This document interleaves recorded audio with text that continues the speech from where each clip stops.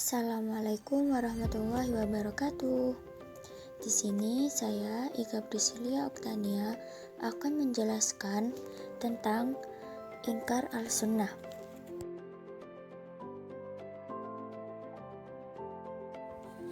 Apa itu ingkar al-sunnah?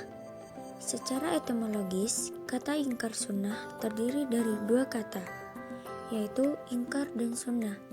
Ingkar secara etimologis diartikan menolak, tidak mengakui, dan tidak menerima sesuatu, baik lahir dan batin atau lisan dan hati, yang dilatar belakangi.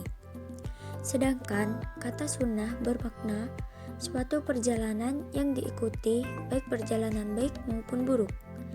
Orang yang menolak sunnah sebagai hujjah dalam beragama oleh umumnya ahli hadis disebut ahlul bid'ah, dan menuruti hawa nafsunya bukan kemauan hati dan akal pikirannya. Secara terminologi, ingkar sunnah adalah paham atau pendapat perorangan atau kelompok yang menolak sunnah Nabi Shallallahu Alaihi Wasallam sebagai landasan hukum Islam. Sunnah yang dimaksud mulai dari sunnah yang sahih, yakni sunnah praktis, pengalaman atau sunnah amaliyah, sunnah formal yang dikodifikasikan para ulama yang meliputi perbuatan atau qaulul, perbuatan fi'lan, dan persetujuan Nabi takriran. Siapa saja mereka yang dikenal sebagai munkir al-sunnah? Tokoh-tokoh ingkar al-sunnah ialah Taufik Sidki, Rasyad Khalifah, Ghulam Ahmad Parvez, Qasim Ahmad, dan tokoh-tokoh ingkar sunnah asal Indonesia yaitu Abdurrahman, Muhammad Irham, Sutarto, Lukman Sa'ad, dan Ahmad Sutarto, dan Nazwar Syamsu di Padang, Sumatera Barat, Dalimi Lubis, dan Sanmani, Jakarta Selatan. Mengapa mereka sampai pada keyakinan itu? Karena mereka memiliki alasan bahwa sunnah itu dani atau dengan kuat, sedangkan kita diharuskan mengikuti yang pasti atau yakin.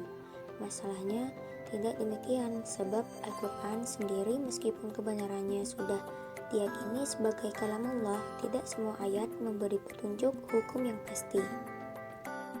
Kapan hal itu terjadi?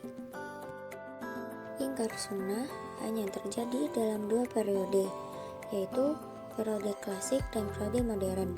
Menurut Profesor Muhammad Mustafa Al-Zani, sejarah ingkar sunnah klasik terjadi masa Imam Asy-Syafi'i abad 2 Hijriah atau 7 Masehi, kemudian menghilang dari peredarannya selama beberapa abad.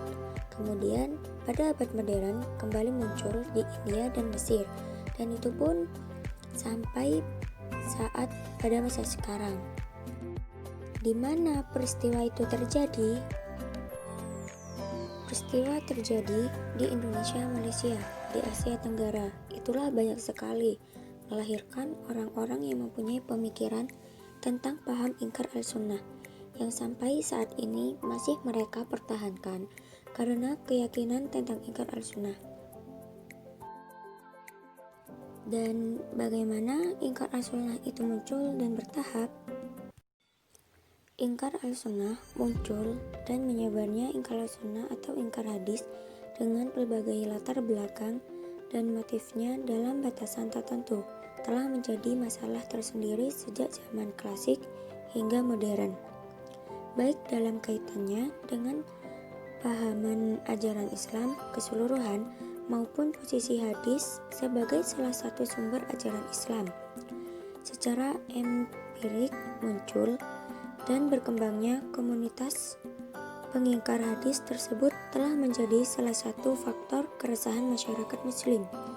Ini sebabnya mengapa kemudian oleh ahli sejarah Islam menamakan mereka sebagai ingkar al-sunnah, tidak dengan ingkar hadis.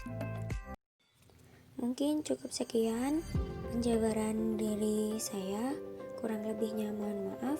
Wassalamualaikum Wassalamualaikum warahmatullahi wabarakatuh.